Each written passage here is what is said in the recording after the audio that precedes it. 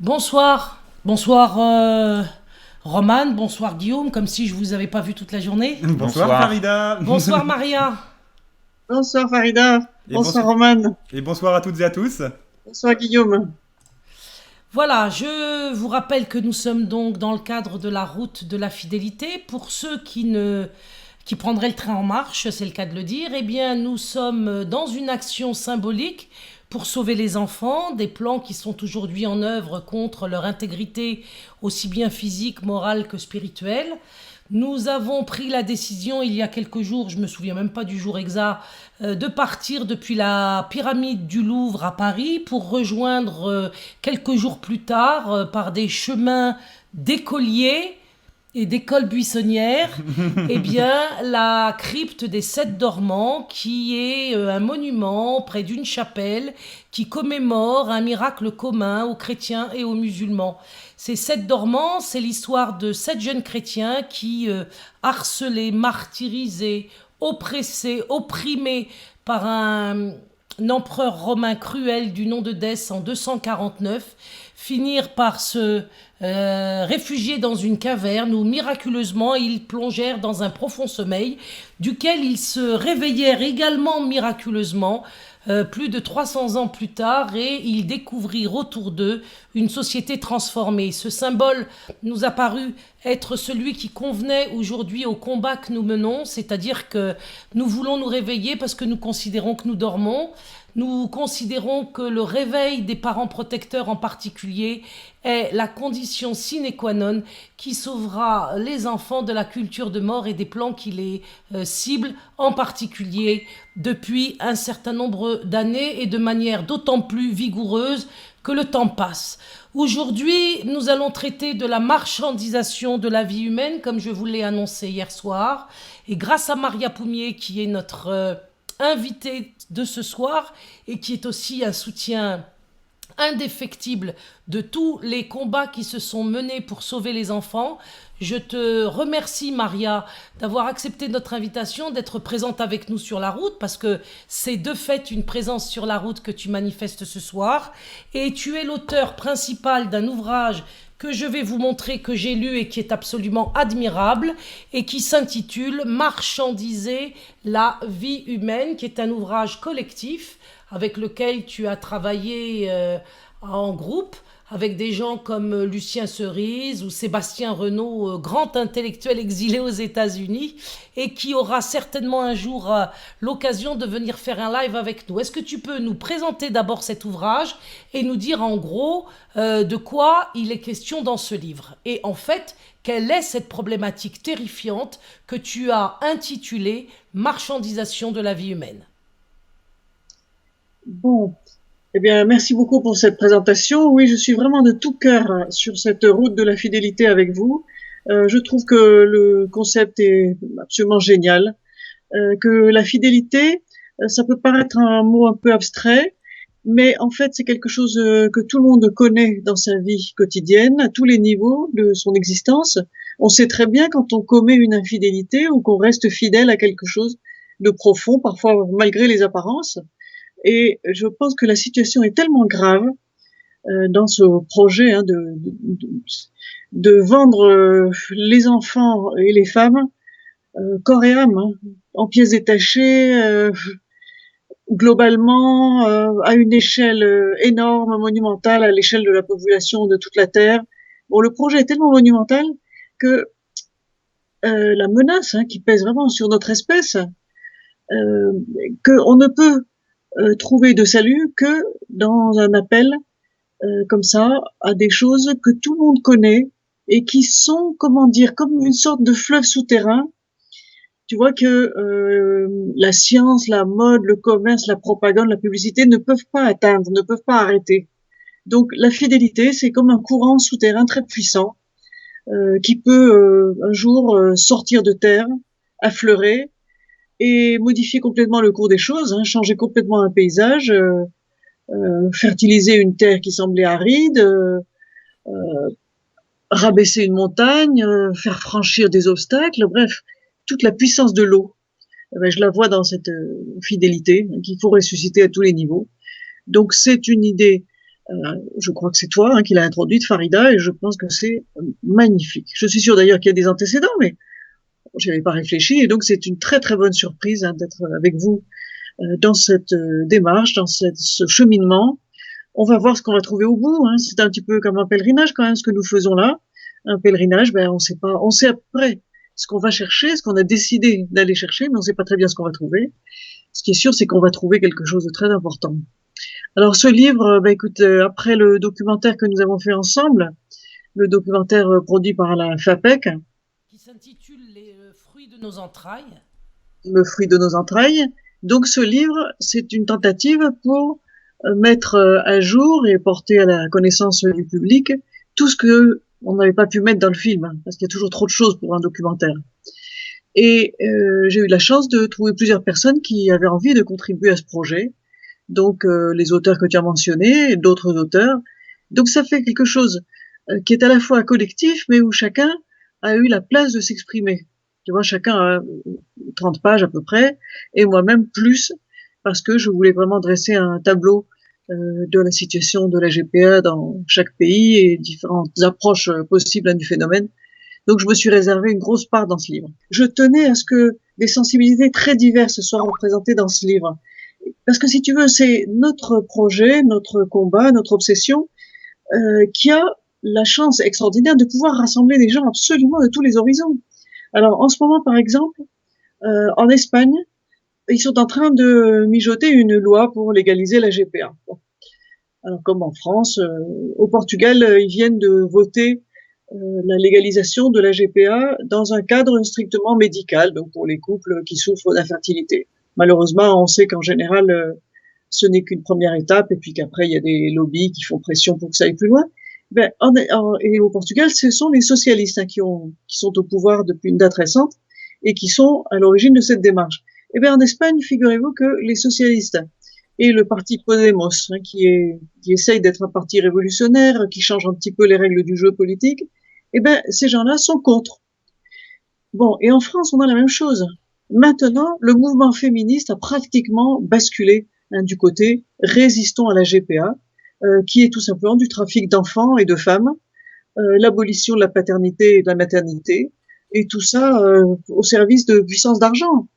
Alors, c'est réconfortant de savoir que les gens de toute conviction vont se retrouver avec nous là-dedans. En France aussi, on a une ministre de la Santé qui est assez extraordinaire, puisqu'elle vient de dire que oui, il faut aller vers la légalisation de la GPA. Et quand les journalistes lui demandent, bon, mais oui, d'accord, vous dites ça parce que vous appartenez au mouvement qui a gagné les élections et qui l'avait promis, mais est-ce que c'est votre sentiment personnel? Elle dit, oh non, moi je veux pas te donner mon sentiment personnel. Qu'est-ce que ça veut dire? Qu'elle est complètement schizophrène. On a une femme qui est déséquilibrée comme ministre de la Santé, Agnès Buzyn. Mais c'est toute la société qui est traversée par ces contradictions. On aimerait bien avoir des ministres et un chef d'État qui soit à la hauteur pour gérer tout ça avec la profondeur nécessaire. Malheureusement, tout le monde est perdu, puisqu'on a un chantage de type publicitaire, commercial. Si vous ne le faites pas, vous êtes des rétrogrades, vous vous opposez à la libération des uns et des autres, bon, n'importe quoi. Bon.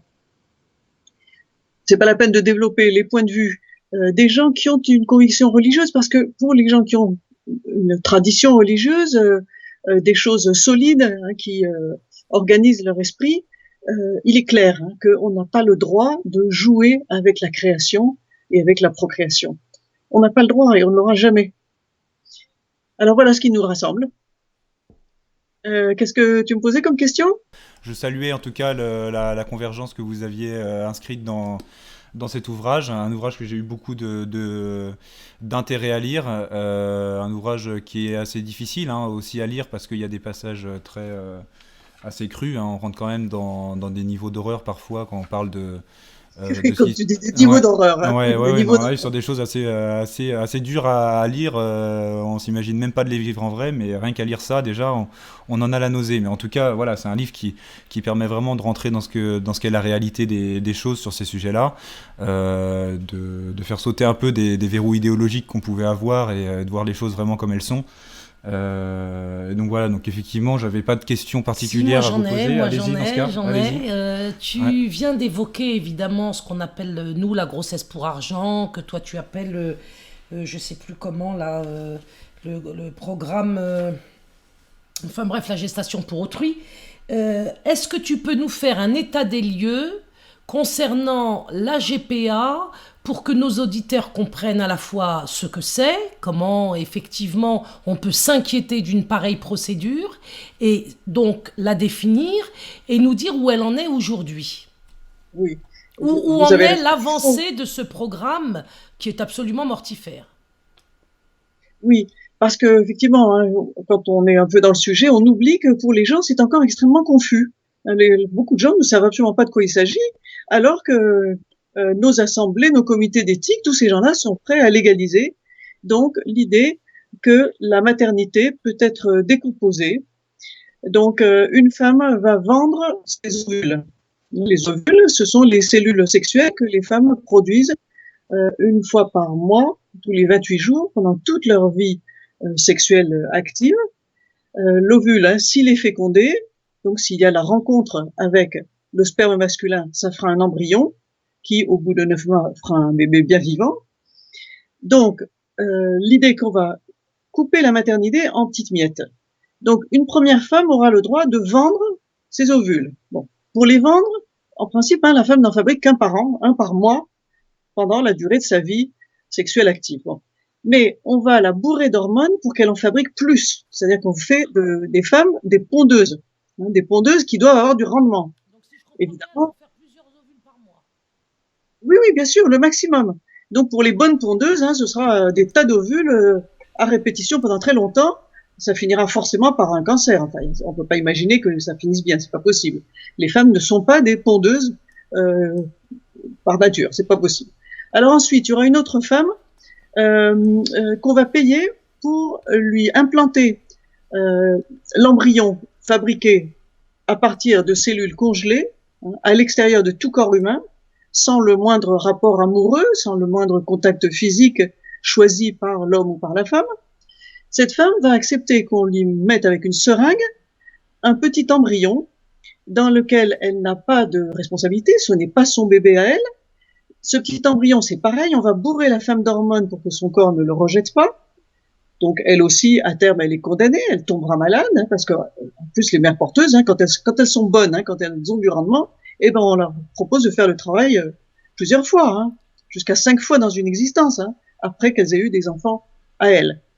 Bon, et ensuite on va les découper, on leur fait une césarienne pour leur retirer le bébé quand il est à point, on le sort du four, mais il vaut mieux que la pauvre dame, hein, qui l'a porté pendant 9 mois soit sous anesthésie à ce moment-là et ne rouspète pas, hein, qu'elle ne fasse pas son travail d'accouchement parce que ça, elle va s'attacher au bébé. Ça reste un être humain malgré tout, hein, une mère porteuse. Donc c'est ça une mère porteuse. Et à la sortie, y a des gens qui attendent le bébé, qui ont payé, qui ont commandé ce bébé, qui ont payé la femme, qui ont en fait payé une agence. Hein, c'est ça le truc qui est en train de se développer, des agences qui s'enrichissent à mettre en contact tous ces gens-là dans un processus d'ubérisation, c'est-à-dire où on ne respecte aucune loi nationale, où on fait voyager les cellules masculines et féminines dans le monde entier, où on cherche les clients les plus riches, les mères porteuses les moins chères, ou celles qui correspondent le plus à la demande. Par exemple, il faut savoir que des donneuses, vendeuses, hein, d'ovules, hein, ovules et ovocytes, c'est la même chose, très recherchées sur le marché, c'est les Russes et les Ukrainiennes, parce qu'elles sont blondes aux yeux bleus. Mais il y en a pour tous les goûts. Bref, ensuite, les gens achètent le malheureux bébé, hein, qui vient au monde, donc qui n'est à personne finalement. Il a déjà été déboussolé avant de naître. Il n'est rattaché à personne. Il a été vendu. L'idéal, hein, des gens qui font la promotion de la GPA, c'est que n'importe qui puisse s'acheter ce fameux bébé. Alors, on a le lobby LGBT qui se bagarre pour que les couples homosexuels aient le droit de s'en acheter. Mais ça va plus loin, hein. L'idée, c'est que tout le monde puisse en acheter. Seulement ce lobby LGBT, il essaie de développer la demande, de fabriquer une mythologie. Parce que c'est comme pour n'importe quel produit qu'on met sur le marché. Si on n'a pas fait rêver les gens avant un produit, ben, Ils peuvent très bien dire, oh ben non, j'en ai pas besoin, merci, remballez votre salade, ça m'intéresse pas. Donc il faut qu'ils créent la demande. Et ils spéculent sur le romantisme des homosexuels qui essayent de trouver l'amour parfait, qui ont été déçus de l'amour normal, ou qui n'y sont pas arrivés, hein, parce que c'est une défaillance, c'est une faiblesse de ne pas arriver à créer un couple fonctionnel, hein, soutenu par l'espoir, par l'amour, par la confiance dans l'avenir, etc. Donc que des gens déjà très bouleversés, hein, très malheureux, plein de douleurs, de souffrances, hein, se disent ah on va avoir un bébé comme dans les contes de fées, si vous voulez. Et voilà, c'est possible maintenant, la science le permet, les lois doivent l'autoriser puisque la science est capable de le faire, et c'est parti.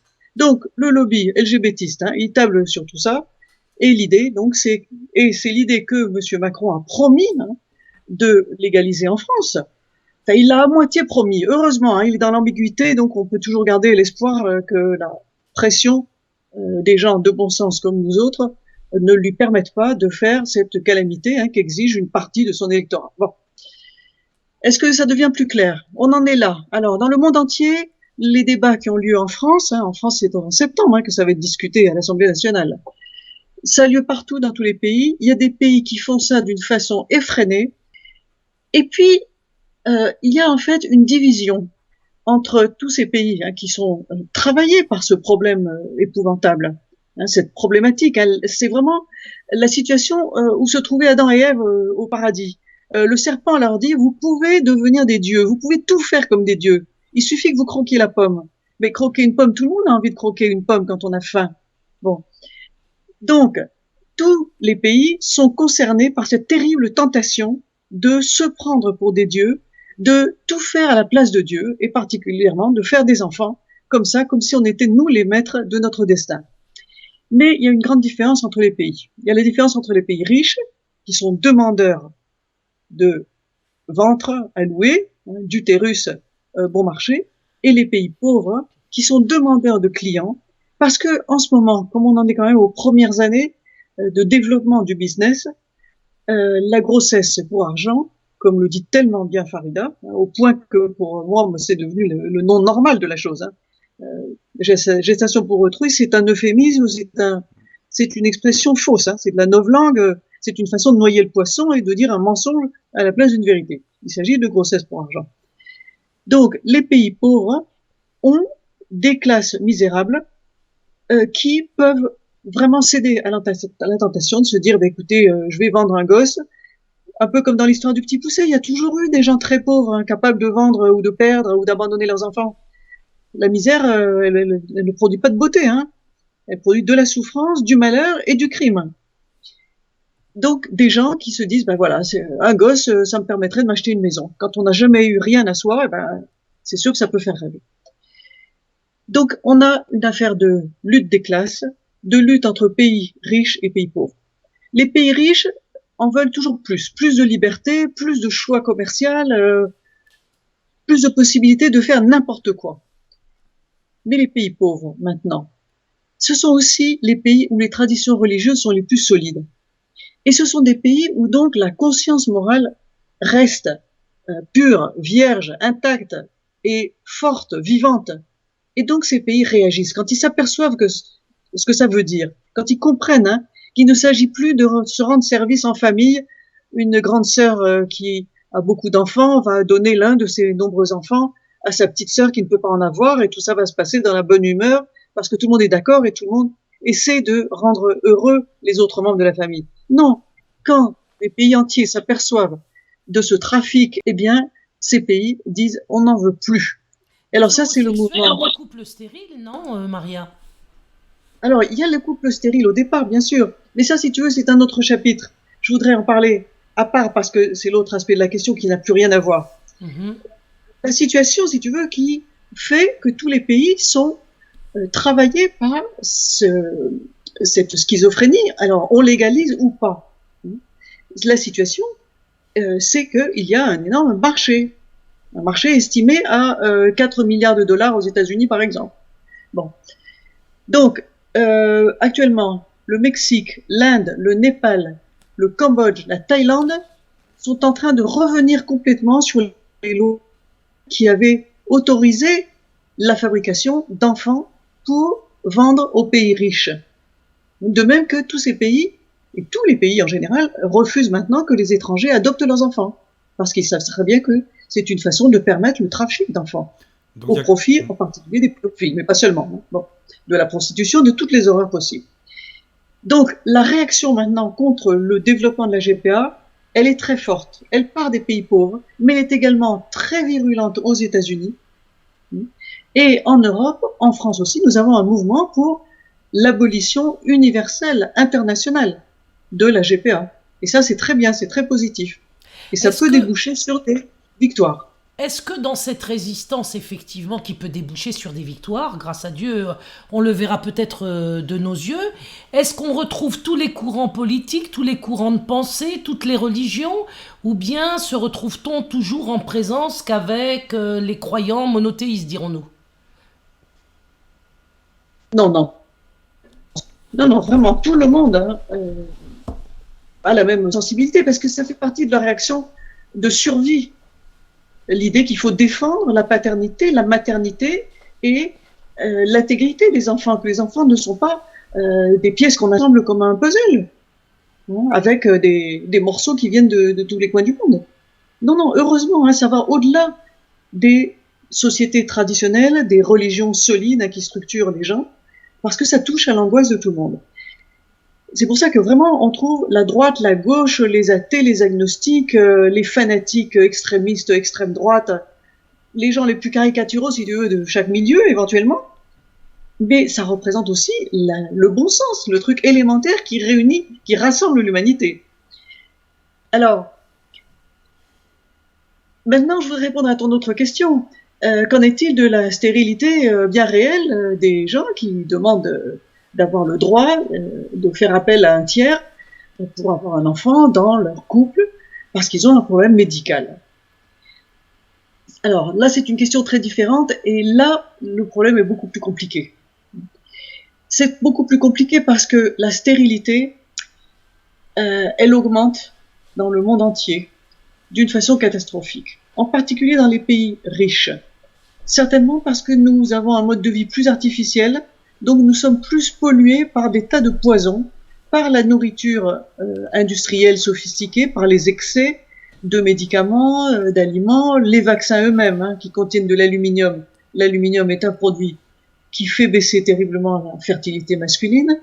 Les femmes des pays riches, elles trouvent que c'est trop fatigant d'avoir des enfants, que c'est embêtant, que ça fait mal, etc. Donc elles attendent le plus tard possible pour en avoir. Puis brusquement, il y a un âge où on se dit oh non, ce serait trop bête de finir son existence sans avoir eu au moins un petit bébé. Bon, malheureusement, souvent là, c'est trop tard. La nature dit ah ben il fallait y penser plus tôt. Maintenant, tu t'es complètement démoli ton système reproductif, tu as eu des maladies sexuellement transmissibles, des avortements, ceci, cela. Bon, la machine ne marche plus. Bon, donc la stérilité, elle est galopante. C'est dramatique et on nous cache complètement l'extension du phénomène. En Chine, il y aurait 40 millions de couples qui souffrent de stérilité. 40 millions de personnes, de Chinois. C'est un exemple. C'est tellement grave que, à mon avis, il y a des savants honnêtes qui ont travaillé sur ces questions-là en se disant l'humanité est en train de détruire sa capacité reproductive, tout simplement. Il faut absolument qu'on invente quelque chose pour sauver l'humanité le jour où elle ne pourra plus du tout se reproduire. Et ce n'est pas du délire, hein, ce n'est pas de la science-fiction.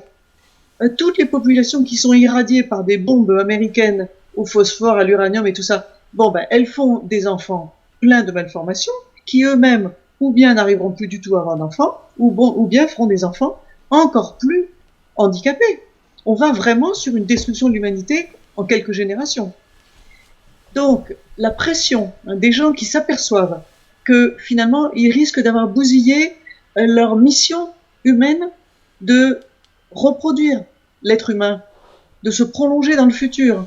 Alors, un petit peu avec la dimension égoïste, hein, de dire mon enfant, c'est ma propriété, c'est ma chose, j'ai droit à un bébé, et puis aussi avec simplement l'instinct de reproduction de l'espèce, qui est un instinct généreux et ouvert. Donc, tous les gens qui attrapent cette angoisse terrible, hein, parce qu'ils n'ont pas eu d'enfants au moment où c'était possible, quand ils étaient jeunes, ils n'en avaient pas envie, ou bien même tout jeunes, déjà ils étaient handicapés, ils ne pouvaient pas. Mais tous ces gens-là, ils exercent une énorme pression, bien sûr, sur les savants et sur les agences qui sont prêts à faire du fric avec leur angoisse. Alors là, c'est très très grave parce que je crois qu'il y a un vrai danger de stérilisation complète de l'espèce humaine. Pourquoi est-ce que ce n'est pas exagéré d'y penser? Parce qu'il suffit de voir ce qui se passe dans le monde animal et végétal. Toutes ces techniques pour fragmenter la reproduction, la contrôler, la maîtriser et empêcher la reproduction sauvage, elle a été expérimentée dans les élevages. C'est ce qu'on fait avec les chevaux, les vaches, les cochons depuis plus d'un siècle. Là, il y a aussi la question du tri. Il est évident qu'une agence qui va vous vendre un projet de bébé, elle va vous vendre l'idée que vous aurez un bébé parfait, un bébé mieux que les autres, mieux que les bébés faits naturellement au lit en 5 minutes. Donc, on va vers une sélection. On pourra revenir après sur les détails. Mais de ce côté-là, si tu veux, on est dans le même processus de sélection des races animales, la fabrication des races de chiens à partir du loup d'origine, c'est une fabrication absolument humaine. C'est la maîtrise humaine de la génétique qui a été très très très poussée, en particulier sur les chiens et tous les animaux domestiques, mais c'est sur les chiens que c'est le mieux connu. Mais on sait très bien ce que ça donne dans le domaine végétal. C'est la question des OGM, des organismes qui ont un rendement extraordinaire, peuvent paraître plus puissants, des plantes plus belles, plus productives, plus riches, mais qui sont avec stériles. Deux défauts terribles. Ils ne peuvent pas se reproduire. Les modifications génétiques, elles condamnent le très beau produit. Et puis, d'autre part, ce sont des produits extrêmement fragiles et qui s'appauvrissent au fil des générations. Donc, c'est pour ça qu'il y a une aberration dans l'idée que la science peut régler le problème de la stérilité avec la fabrication d'humains parfaits ou d'humains meilleurs que les humains que la nature a fait jusqu'à maintenant. C'est aberrant. Alors, on le sait pour les excès dans la fabrication de races animales et dans le désastre qu'a été toute la manipulation génétique du végétal dans les 50 dernières années. On commence à le savoir. La désertification de la planète par l'action des OGM avec tous leurs effets en chaîne, ça y est, c'est connu. Donc on va vers ça aussi pour l'être humain. Voilà les choses terribles qui expliquent notre préoccupation, notre souci et ce que ton mouvement, Farida, a d'original, c'est de dire face à la gravité du problème, il n'y a qu'une solution, c'est de faire confiance au bon Dieu. Exactement. Et je pense qu'effectivement, c'est la seule solution. On va d'abord dire au bon Dieu, écoute, tu vois notre souffrance, maintenant on se met à ton écoute, on se met à ton service et essaye de nous guider pour que le pire n'arrive pas. Ce sont les histoires qu'on trouve 1000 fois dans la Bible, les histoires de peuples condamnés à cause de tous leurs vices, c'est Sodome et Gomorrhe, mais on a eu aussi l'histoire de Jonas. Il y a tout le temps des cas où l'histoire de l'Arche de Noé, où la société humaine produit tellement de crimes que la seule solution, quand on regarde un peu d'honnêteté et de vision de l'avenir, un peu plus que le reste de ses contemporains, c'est de dire, bon, Dieu, je veux me sacrifier, je veux faire quelque chose, mais je ne sais pas quoi faire. Donc je t'écoute et puis tu vas bien nous donner des solutions. On va trouver. Mais écoute, Maria, c'est admirable. Voilà, Tout ce que tu viens de nous dire est absolument à la fois renversant sur le plan de la recherche rigoureuse que tu as faite avec cet ouvrage. Et c'est aussi absolument bouleversant de voir à quel point tu comprends la démarche que nous sommes en train de mettre en œuvre actuellement, à laquelle évidemment tu t'associes ce soir, à laquelle tu t'es associé de tout temps depuis que tu te bats pour que justement cette humanité ne sombre pas dans l'abîme vers laquelle elle se précipite pourtant à son corps défendant peut-être, je ne sais, de plus en plus vite. Je voudrais te dire combien je suis bouleversée par tout ce que tu viens de dire et combien nous avons besoin de toi dans ce combat, combien il est extrêmement précieux que les travaux qui sont les tiens soient connus. Donc je vais remontrer le livre que tu as écrit principalement comme première plume, accompagné de différents auteurs, qui s'intitule donc Marchandiser la vie humaine. Et c'est un livre qu'on peut trouver où, Maria? Ben écoute, dans toutes les bonnes librairies, sur Amazon, hein, l'éditeur, c'est Le Retour aux sources. Très bien. Un éditeur qui est tout à fait sur la même ligne que nous, tu vois. On retourne à la source, au fondamental. Et on est sûr que c'est là qu'on va trouver les solutions. Alors il est évident que c'est ce retour au sacré que nous appelons de nos voeux, car nous sommes en effet, comme tu l'as dit, face à la déferlante qui est en train de se, comment dirais-je, déverser sur l'humanité tout entière. Nous ne sommes que de pauvres airs, de pauvres fétus de paille, ballottés violemment, de manière extrêmement perverse, sur cet océan de destruction. Et aujourd'hui, nos regards, nos cris, nos supplications se tournent vers le ciel. Mais nous voulons aussi, à cette occasion, nous adresser aux familles, en particulier aux parents protecteurs, pour que, comme les 7 d'errement, ils finissent eux aussi par se réveiller. Et ils ne pourront en effet se réveiller, comme tu l'as dit très justement Maria, qu'à la condition qu'ils se dirigent eux aussi vers le sacré. Alors on ne veut pas sacrifier les athées ou les agnostiques, parce que notre amour est assez grand en direction de l'humanité pour que nous réclamions qu'ils soient sauvés et que leurs enfants soient préservés aussi. Ça pour nous il est extrêmement important de l'exprimer, et je voudrais que ce soit compris que notre mouvement n'est un mouvement contre personne au sens personnel du terme, mais que c'est un mouvement en faveur des enfants, en faveur de la civilisation qui doit se transmettre d'une génération à l'autre et qui veut éviter la barbarie finale qui a pour objectif en effet de sacrifier ce que nous avons de plus cher. C'est la génération qui nous suit, celle que nous avons portée dans nos reins et dans notre ventre. Alors à ce propos, quand tu parles de GPA, nous avons parfaitement compris de quoi il s'agissait.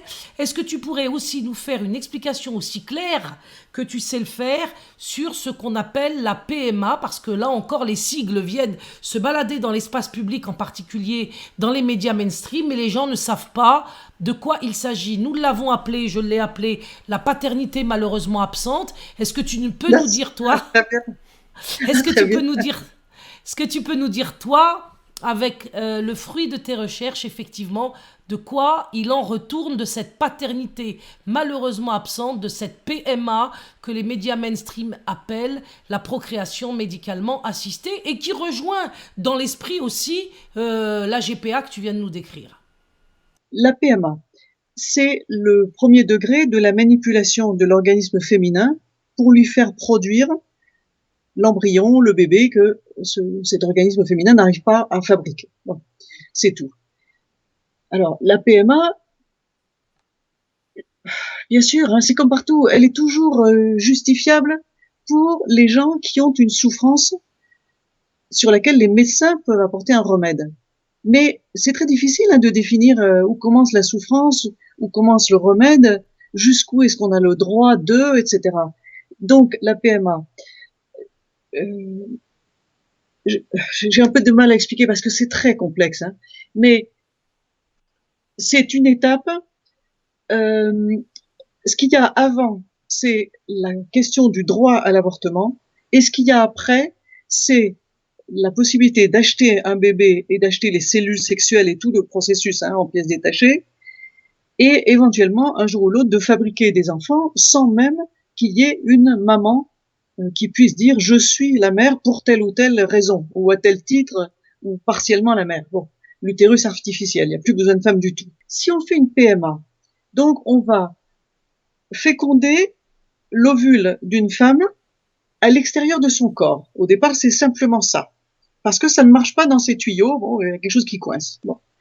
Mais si on arrive à féconder son ovule, d'abord on va lui dire, bah, écoutez, on vous stimule pour que vous fabriquiez un petit peu plus d'ovules, parce qu'il faut il faut avoir quand même plusieurs possibilités. Si ça rate hein, avec un seul ovule, il faut qu'on ait un ovule de rechange. Résultat, on va se retrouver avec de nombreux embryons dont seulement 1 ou 2 vont être conduits vers une grossesse et donc faire des bébés à terme. Et les autres, qu'est-ce qu'ils sont devenus? Eh bien, ils sont devenus du matériel de laboratoire, ou bien ils sont congelés et stockés jusqu'à ce que finalement plus personne ne s'y intéresse et qu'on puisse les mettre à la poubelle. Le processus étant un tri sélectif en 36 000 étapes. On va trier les ovules, trier les cellules masculines, les spermatozoïdes des messieurs qui vendent leur sperme. C'est pareil, c'est aberrant, mais il y en a qui le font. C'est anonyme en plus. Bon, ce marché-là, il existe aussi. Ensuite, on va trier dans les embryons et après même, une fois qu'on arrive à mettre enceinte une femme avec des tas de morceaux qui ne lui appartiennent pas, et ben si ça se trouve, elle va développer trop d'embryons, des jumeaux, des triplés, des handicapés, des à moitié ratés, des à moitié réussis. On va lui dire bon, écoute, c'est pareil, là, on va en garder un seul, celui qui a l'air le plus costaud. Les autres, on bazarde. Donc maintenant, il y a des gens qui disent toute bonne femme dotée d'un utérus, donc capable de porter un enfant, doit avoir le droit de mettre ce qu'elle veut dans son utérus et d'avoir un gosse qui sera sa propriété privée. Non, c'est pas normal.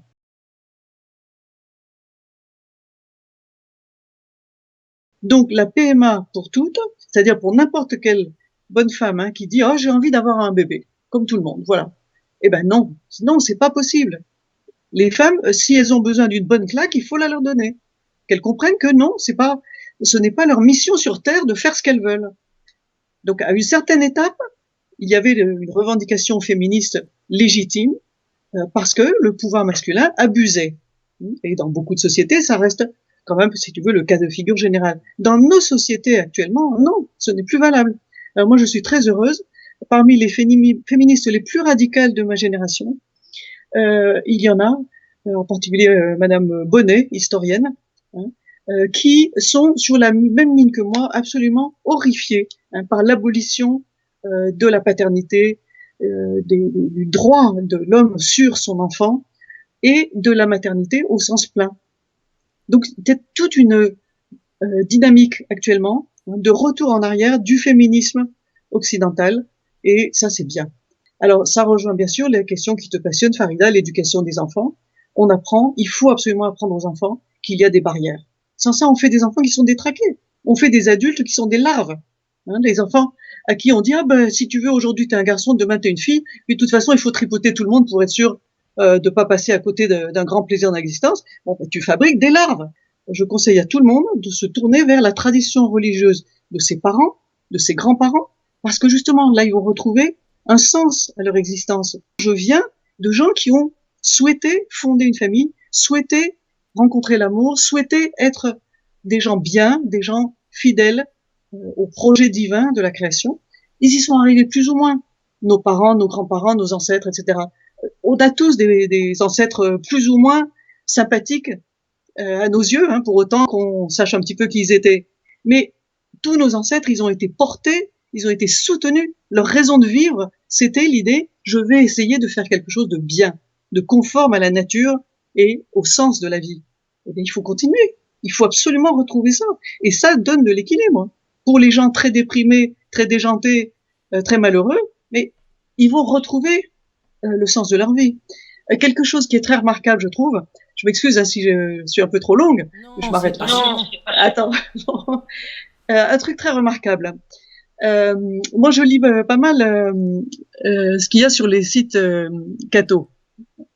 Toutes tendances confondues, les extrémistes et ceux qui sont plutôt, mais comme tous les gens qui sont autour de moi, des gens un peu catho, pas trop, vaguement en colère contre Dieu, mais enfin quand même, un mariage à l'église c'est plus joli et puis un enterrement à l'église aussi c'est plus sympa que de faire les trucs juste à la mairie, au cimetière et hop là.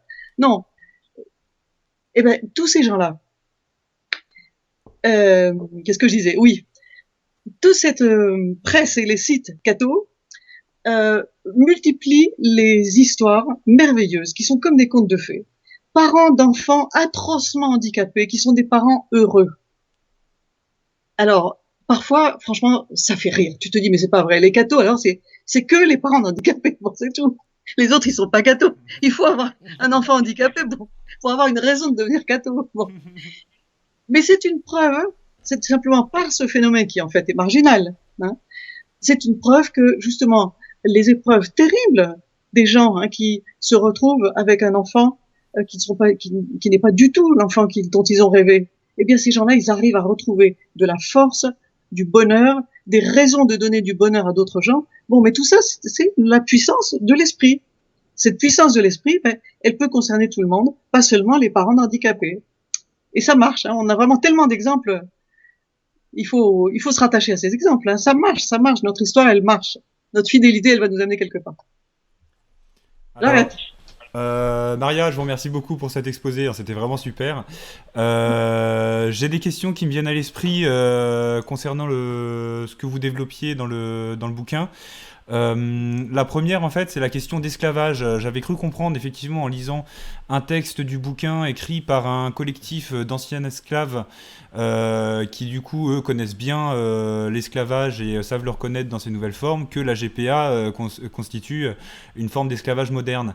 Est-ce qu'on peut considérer, effectivement, que la GPA, la légalisation de la GPA reviendrait à réinstaurer l'esclavage dans le droit français? Est-ce que vous pouvez, ou des pays qui l'adoptent? Oui, oui. Oui, alors le collectif Armada, hein, qui s'exprime dans le livre, c'est un collectif d'Antillais, principalement de Guadeloupéens. Donc ce sont des descendants d'esclaves, hein, et des gens qui savent par leur histoire familiale à quel point l'esclavage a été cruel. Et comme c'est une négation pas seulement de la liberté de bouger et de gagner de l'argent, mais la négation de la dignité de la personne. Être mis en esclavage, ça veut dire être traité comme une chose, à la fois comme une chose, comme un objet de consommation, un bien immobilier, un bien quelconque, et comme un animal, une bête de somme, une propriété vivante dont on a le droit de faire ce qu'on veut. Bon, c'est insupportable. Donc, les gens qui ont cette expérience par la mémoire de leur famille, eh bien, ils repèrent très bien le renouvellement de cette dégradation de l'humanité dans le marché des enfants. Et de toute façon, alors là, c'est le terrain des juristes. Les juristes français font un travail formidable, bon, pas tous, hein, mais quand même, hein, un certain nombre de juristes français font un travail formidable pour montrer que justement, tous les contrats de GPA sont des contrats esclavagistes. Parce que la nouvelle définition de l'esclavage, elle consiste à dire l'esclavage, c'est c'est renoncer à sa souveraineté sur son propre corps. Donc, le fait qu'une femme porte un enfant pour quelqu'un d'autre, eh bien, pendant 9 mois, elle est l'esclave des acheteurs de son bébé. Et ce bébé qui a été acheté, ben, c'est un enfant esclave. Hein, puisqu'il a été acheté, il pourrait être vendu. Et le rapport, d'ailleurs, des acheteurs avec cet enfant, qui sont censés avoir voulu avec grand amour et grand désintéressement, c'est un rapport de propriétaire. Si ces enfants ne donnent pas satisfaction, s'ils sont handicapés, ils les rendent à l'expéditeur, hein, ils n'en veulent plus. C'est pas des rapports de parents, ce sont pas des rapports d'amour. Donc, on a vraiment reconstitution de toute la dégradation de l'être humain par des contrats esclavagistes. Donc, des tas de juristes français se battent sur ce terrain-là, en accord, hein, avec les nouvelles définitions de l'esclavage. Donc, il est inadmissible que ça soit légalisé, si tu veux, des choses comme ça. Et pourtant, nous sommes proches d'une éventuelle légalisation, non seulement en France, mais dans de nombreux pays, je dirais, occidentaux, avec les éléments que tu nous as donnés tout à l'heure. Dans ton livre, il est aussi question du lien qui se forme entre la grossesse pour argent et le trafic d'organes. Ah oui, et oui, parce que les ovules et le sperme masculin, on peut les considérer comme des organes. Au départ, il s'agissait de dons gratuits. Maintenant, non. Aux États-Unis, hein, c'est un marché comme un autre. Dans d'autres pays aussi, mais aux États-Unis, c'est officiel, complètement. Ce sont des organes comme les autres. En ce qui concerne ces trafics d'organes, on en est où exactement, puisque tu parlais du travail de juriste? Est-ce qu'il y a des groupes de recherche, de juristes justement, qui essayent d'imposer, je ne sais pas à quel niveau, puisque maintenant les États nationaux vont être conduits tout de même malheureusement à disparaître, est-ce qu'il serait possible d'envisager que des juristes travaillent sur le plan international pour proposer des textes de loi qui entravent ces trafics en tout genre, qui touchent à la personne humaine? Mais oui, bien sûr. Si tu veux, en théorie, hein, tout ce qui est greffe d'organes se passe dans la gratuité. Mais c'est la théorie. C'est-à-dire que le trafic existe et il doit être réprimé, comme la traite des blanches, la prostitution, tous les trafics d'humains en morceaux ou en entier, hein, ou en personnes vivantes sur pied, bien entendu. Bon, ben ça, dans le monde entier, il y a la lutte là-dessus. Je voudrais préciser hein, qu'il y a aussi un phénomène très intéressant en Israël. Le pays pionnier en matière de GPA en matière de trafic d'organes aussi. Et en matière de légalisation de toutes ces choses à prétexte scientifique dont nous traitons aujourd'hui, qu'on va appeler globalement la GPA. Eh bien, c'est un pays où l'opposition à tout cela se développe aussi beaucoup. Et ça, c'est une très bonne nouvelle. Et elle se développe dans quel type de couche de la société? Écoute, on a des livres de chercheurs israéliens qui sont très fermes pour dénoncer l'eugénisme, c'est-à-dire le racisme qui est sous-jacent à tous les processus de GPA, puisque, comme je l'ai dit, toutes ces manipulations, elles reposent sur le tri sélectif. Le tri sélectif, il te dit, il y a des êtres humains supérieurs et d'autres inférieurs. C'est évident. On ne trie pas pour regarder le moins bon. Non, on trie pour regarder le meilleur. Mais le critère du meilleur, c'est un critère qui sera toujours de type raciste, forcément. Donc, il y a des intellectuels très intéressants en Israël qui se battent là-dessus, et des juristes aussi, et des politiques. Donc, il y a du débat dans ce pays comme dans les autres, et c'est très bien. Et c'est très bien parce que partout, ça peut l'emporter. Alors revenons au cas qui nous intéresse parce que nous y sommes ancrés, c'est celui de la France. Est-ce que tu vois, en toute honnêteté, parce que c'est un peu une question qui fâche que je vais te poser, des perspectives concrètes de résister? Parce qu'il nous semble à nous que, désolé de le dire aussi brutalement Maria, parce que je te sais très sensible à la volonté de prendre en compte des subtilités que je ne prends pas forcément en compte toujours, mais ne te semble-t-il pas tout de même que nos élites islamo-catholiques sont un peu tièdes sur ces questions et on les attend tout de même toujours sur ce terrain pour nous aider justement à faire prendre conscience aux familles et à l'État éventuellement qu'il y a une limite au-delà de laquelle nous n'irons pas.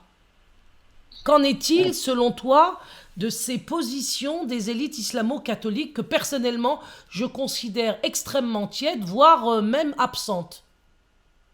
Bon, alors Farida, toi tu as été invitée au Vatican. Au Vatican, je pense qu'il y a une recherche très sérieuse pour bien comprendre ces enjeux et essayer de faire les démarches les plus utiles. Le Vatican n'a pas pour vocation, si tu veux, de pousser une nation à la guerre civile. Il doit toujours chercher la meilleure solution possible. C'est normal, si tu veux, que le Vatican, de façon institutionnelle, ne soit pas ce qu'il y a de plus révolutionnaire et de plus avant-gardiste. Ça ne peut pas être la fonction du Vatican. Mais néanmoins, le Vatican pousse de toutes ses forces dans ce sens-là. La préservation de la vie, l'interdiction de l'avortement, qui est donc la base de tout et tout ça. Alors bien sûr qu'on voudrait que les évêques, les échelons intermédiaires dans chaque pays soient plus résistants. J'ai envie de dire, le monde musulman, franchement, je le connais pas. Effectivement, je me rappelle pas avoir eu mon attention attirée par une déclaration fracassante d'autorité musulmane disant la GPA est inadmissible. Et c'est bien ce que nous déplorons aujourd'hui. En tout cas, enfin, je connais pas bien ce milieu, ça va. Mais si tu veux, tout dépend de nous. C'est à la base de faire pression. C'est à la base de faire pression. Et moi, je cherche à convertir personne parce que ça aussi, ça fait partie des choses que je laisse à Dieu. Je lui laisse faire le travail. C'est lui qui sait. Il a créé des athées, des agnostiques, des musulmans, des tout ceci, cela. Bon, il doit savoir pourquoi et le parti qu'il faut en tirer. Mais ce que je pense, c'est que tout le monde peut se rejoindre sur certains sujets et que c'est ça qui est bien. Que beaucoup de gens sont freinés parce qu'ils sont en colère contre Dieu, parce que notre destin, il est vraiment dur à encaisser et à comprendre. Bon, on peut surmonter cette colère. On peut donc aller toujours plus loin.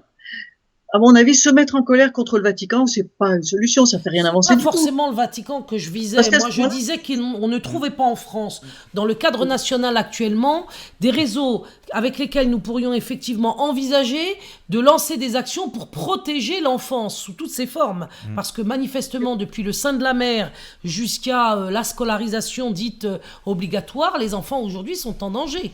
Donc, nous ne trouvons pas, et c'est pourquoi nous avons lancé cette bouteille à la mer qu'est la route de la fidélité, de support médiatique en provenance de nos élites islamo-catholiques ou de soutien financier toujours en provenance de ces milieux qui auraient la même conscience aiguë que la nôtre de devoir effectivement considérer que c'est une urgence aujourd'hui sur laquelle se mobiliser. Écoute, on est tout à fait d'accord.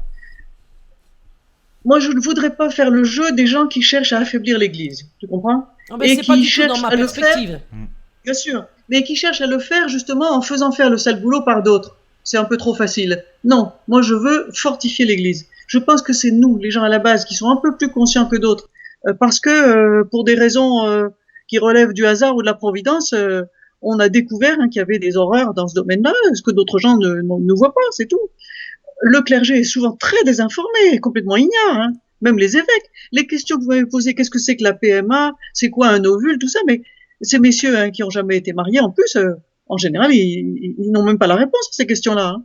Ils prennent des grands airs, mais ils n'y connaissent rien. Donc c'est à nous de faire pression pour que les autorités intermédiaires, qui sont, de par leur position intermédiaire, toujours tentées par les compromis, parce que leur fonction n'est pas d'allumer une guerre civile, mais c'est à nous d'être radicaux, de pousser, de prendre des risques et de leur faire voir les choses en face.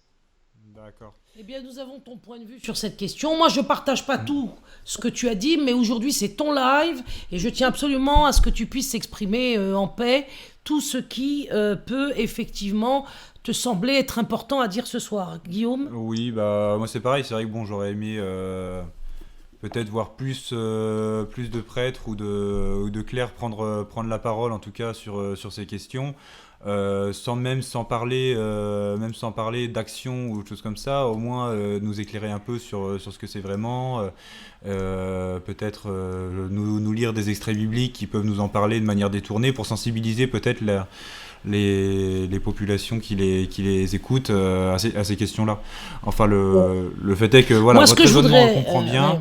Moi, il y a une question que j'aurais... Attends, excuse-moi Guillaume, je te laisse Ouais. te poser ta question. Ce que je voudrais dire à Maria, pour ne pas m'occuper de l'Église catholique, mais des musulmans par exemple, et de nos pseudo-représentants, c'est que je voudrais au moins, ça leur coûterait finalement pas grand-chose, et en tout cas pas beaucoup d'argent, que de confirmer la validité de nos combats, de confirmer effectivement l'existence d'une culture de mort dans laquelle aujourd'hui les musulmans qui vivent en France sont touchés de la même façon que les Français de souche. Or, le problème que nous avons aujourd'hui, si nous assistons justement ou si nous insistons en particulier en direction de ces représentants soi-disant de l'islam en France, c'est qu'ils sont exactement dans le déni, voire dans le combat identique de celui du pouvoir contre nous. Donc là, on est un petit peu déstabilisé, on est un petit peu surpris, on se pose de nombreuses questions.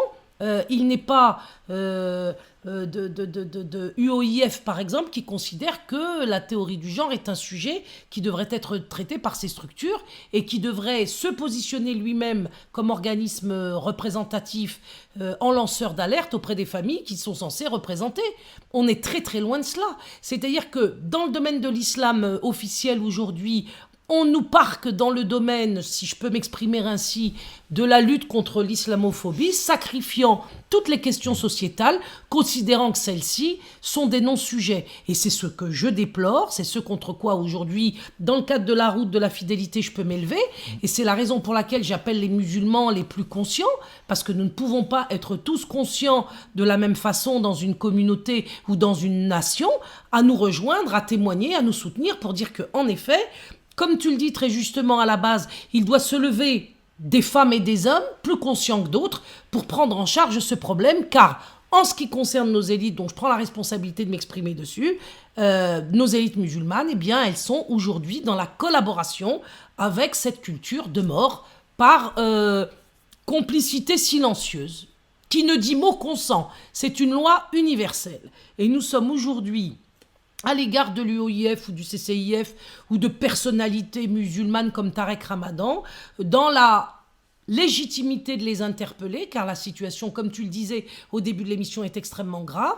Nous sommes à les interpeller pour leur dire, si vous ne dites rien, alors vous êtes complices de cette culture de mort mise en place par des pouvoirs qui désirent uniquement aujourd'hui faire de l'être vivant une marchandise.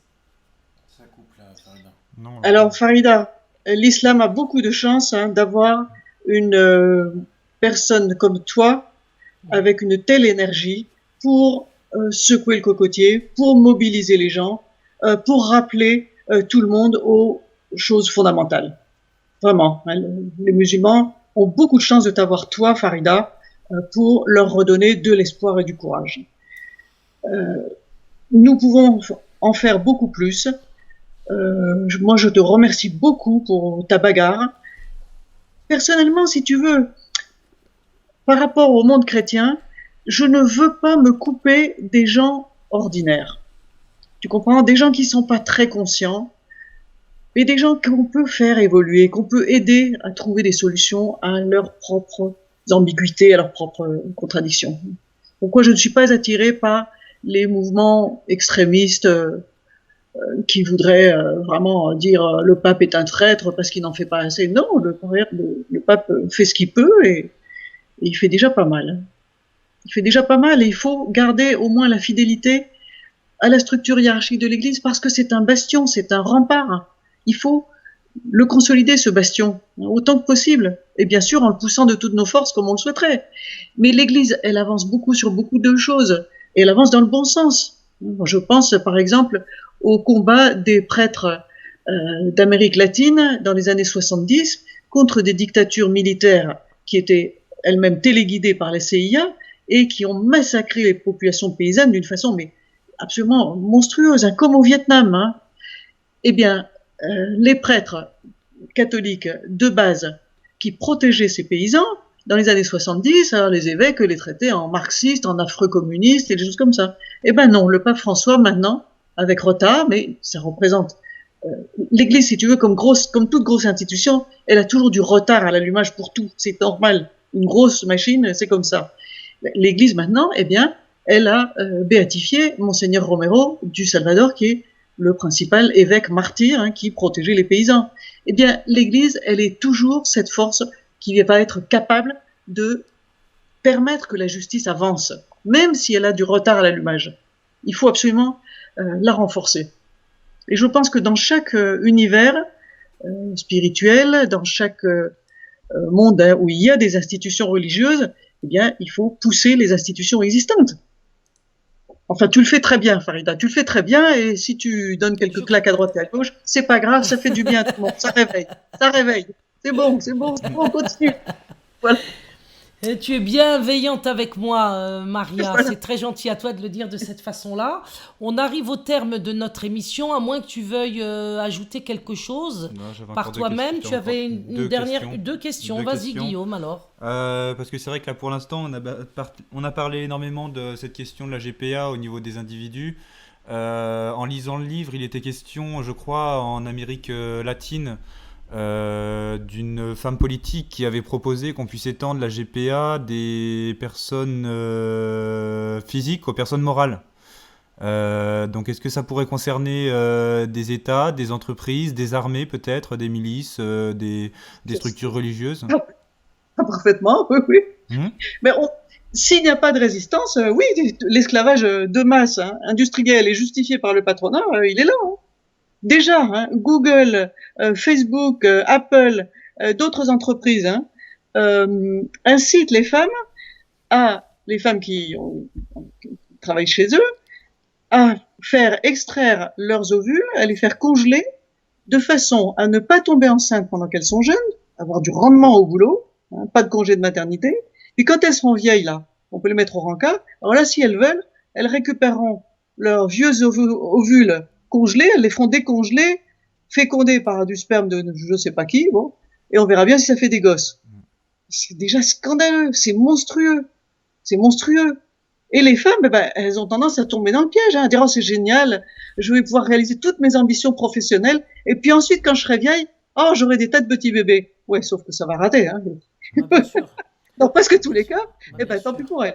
Elle ferait mieux de faire des gosses à 15 ans, à 18 ans, à 20 ans, à 25 ans. C'est là que la nature féminine fait de beaux enfants, des enfants forts. Et puis dire à leur mari, t'as qu'à bosser. Et puis voilà, donne-moi l'argent. J'ai gagné assez d'indépendance, maintenant je sais me défendre. Tu ne vas pas m'écraser, même si je ne gagne pas beaucoup d'argent, ou même si je gagne moins d'argent que toi, et je vais faire des gosses, comme ça nous aurons des gosses. Voilà. Très bien. Une dernière question. Alors bon, je pense que ce que vous avez dit pendant toute cette intervention va quand même balayer facilement l'argument. On entend quand même des des milliardaires philanthropes ou des grands mécènes de la GPA comme Pierre Berger qui vont aller parler d'une GPA éthique, entendant par là que une GPA non éthique serait ce qu'on voit actuellement, hein, des usines à bébés en Afrique, au Nigeria ou ailleurs, en Inde notamment, où des femmes sont violées parfois avec les moyens à l'ancienne, et puis ensuite on fait évoluer les bébés, puis on leur arrache des bras pour les vendre. Il serait question d'une GPA éthique, consentie librement. Est-ce que vous pouvez nous parler un peu de cette notion, nous la définir, et puis nous expliquer s'il faut y porter crédit ou non? Et tu sais, il y a beaucoup de choses qui n'ont pas de solution dans la réalité. Hmm. Il y a des problèmes insolubles. Quand on est devant le drame de l'infertilité galopante, des gens qui voudraient bien avoir des enfants mais qui ne peuvent pas en avoir. Hmm. Bon. Quand on est devant un enfant qui a été fabriqué de façon complètement artificielle, mais qui est là, bien vivant, et qui donne du bonheur autour de lui, mais tu ne peux pas dire il aurait mieux valu qu'il n'existe pas, parce que c'est un produit d'une GPA commerciale abominable. Est-ce que c'est indispensable de réfléchir aux questions qui n'ont pas de solution? Tu vois, je crois que nous sommes dans l'histoire de la route de la fidélité pour essayer de réfléchir aux choses qui ont des solutions.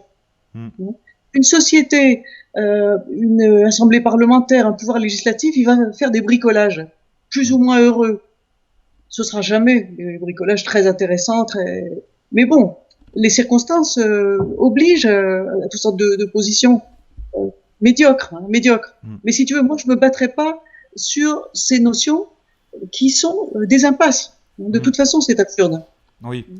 De toute façon. C'est-à-dire qu'ils nous mettent devant, et c'est souvent le cas avec le pouvoir auquel nous avons affaire depuis des décennies maintenant, c'est la politique du fait accompli.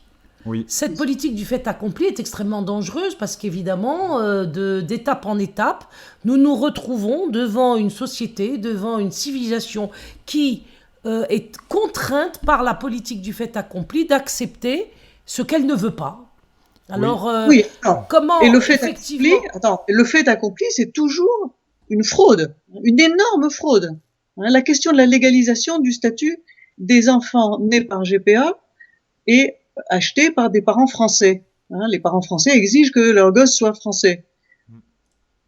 Ils ont commis une énorme fraude et ils vont faire pression pour que la loi reconnaisse le fait accompli. Pour le moment, il n'y a pas de parents qui aient à payer des amendes parce qu'ils ont violé la loi française qui interdit la GPA jusqu'à maintenant. Quand la loi française rend des décisions de justice sur ces questions-là, ça a été le cas l'année dernière, la Cour européenne des droits de l'homme peut casser la décision et ouvrir la porte à des cas de jurisprudence qui reviendront pratiquement en fait à légaliser la GPA en France, même sans en parler.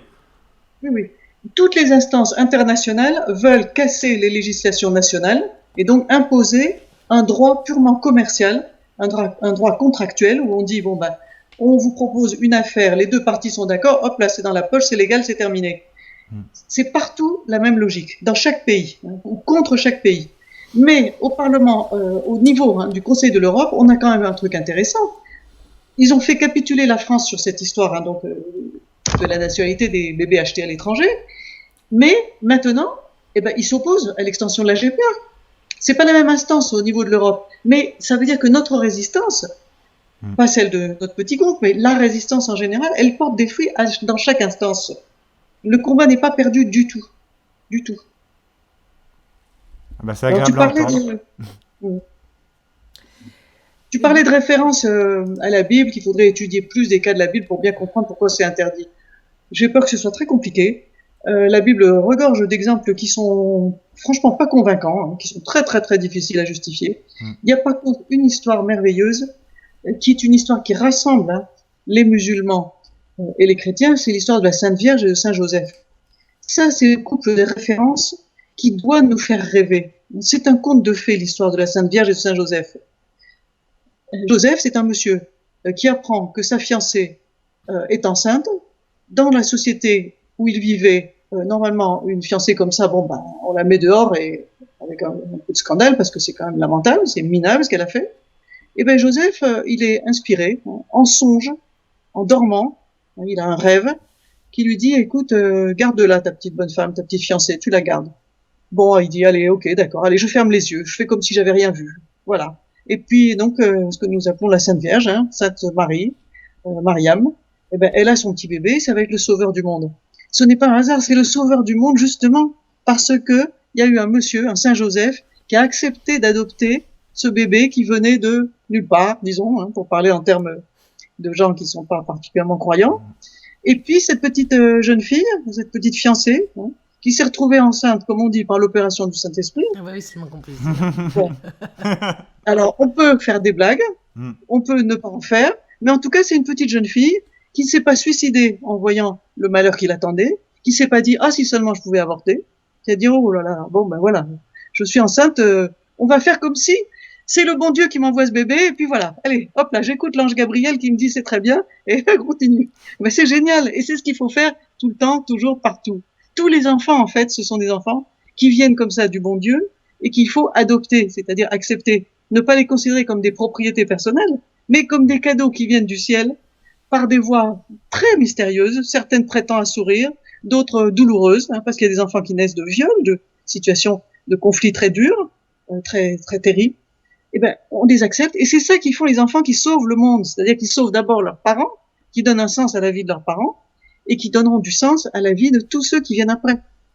Et voilà, c'est ça, des enfants bien solides, bien formatés, moralement, spirituellement, des enfants solides qui n'auront pas besoin de se jeter dans la drogue, dans la prostitution, et toutes les formes dérivées de la prostitution, ce qui est la règle dans notre société maintenant, dans toutes les expériences les plus funestes, et qui seront bien dans leur tête, qui n'auront pas besoin de psy non plus, de personne, qui feront à leur tour des magnifiques couples, des magnifiques enfants, des magnifiques familles. Maria, on va se quitter là-dessus parce que l'histoire de Marie et Joseph est effectivement le dernier mot de cette émission. Merci de nous l'avoir de nouveau rappelé et merci d'en avoir tiré l'enseignement que tu viens d'en tirer. Je rappelle le titre de ton livre, donc, Marchandiser la vie humaine de Maria Poumier, qui est aussi un ouvrage collectif dans lequel d'autres auteurs ont écrit. Vous l'aurez à disposition notamment sur le site en ligne qui s'appelle Amazon, qui est une boutique en ligne, Marchandiser la vie humaine de Maria Poumier. Et puis, allez aussi, vous trouverez sur Internet, on va peut-être d'ailleurs le publier sur la chaîne YouTube de Farida Belgoul, pour l'appeler comme cela, le film que tu as réalisé, dans lequel tu as interviewé aussi des personnalités qui ont bien voulu se soumettre à tes questions et qui ont répondu avec expertise et bienveillance. Le fruit de nos entrailles que nous avons produit, Romane et moi, dans le cadre de la FAPEC, la Fédération autonome des parents engagés et courageux. Maria, tu es une personnalité, je dirais, précieuse et inestimable. Je souhaite que tu puisses partout, jusqu'à ton dernier souffle, te battre à nos côtés, jusqu'à mon dernier souffle, toujours être à tes côtés. Merci. À demain, 21h30, pour un live avec monsieur Philippe Gendroc, qui vient de sortir son nouveau livre sur les vaccins, qui aura donc actualisé dans cet ouvrage les recherches qui sont les siennes sur la question de la vaccination. Philippe Gendroc avec moi et Guillaume demain, avec Guillaume et moi, avec Romane, Guillaume et moi, demain à 21h30, dans le cadre de la route de la fidélité. Maria, on t'embrasse très fort. Merci beaucoup, Maria. Et moi, je voudrais dire que je vous remercie vraiment de votre confiance. Vous donnez de la force à beaucoup de gens. Et c'est vraiment magnifique de pouvoir se sentir dans cette confiance. Alors je souhaite à beaucoup de gens de rentrer avec nous par la pensée dans cette route de la fidélité, et nous faisons confiance au bon Dieu et à la Sainte Vierge pour nous donner les solutions. En tout cas, pour nous dire ce qu'il faut faire. Voilà, tout simplement. Qu'il vous entende. Bon. Que Dieu Bonsoir. vous entende, que Dieu t'entende. Et je voudrais, pour finir, remercier Booble B62, un pseudo qui cache une personne extrêmement bienveillante. Si j'ai bien compris, c'est un juif converti au christianisme, Oui, c'est ça. qui aujourd'hui s'engage à nos côtés, aussi également pour défendre les enfants et ce que cela signifie comme combat, bien évidemment. Merci Booble B62 d'avoir fait cet après-midi un live pour nous soutenir. Il l'a fait sur sa chaîne. Il s'est engagé à continuer à défendre les enfants de son côté, à nos côtés. Merci à tous. Bonne soirée. Maria, je te le redis, haut les cœurs. Gros bisous. Gros À bisous. bientôt. Au revoir. Merci demain. Maria, bientôt. à bientôt.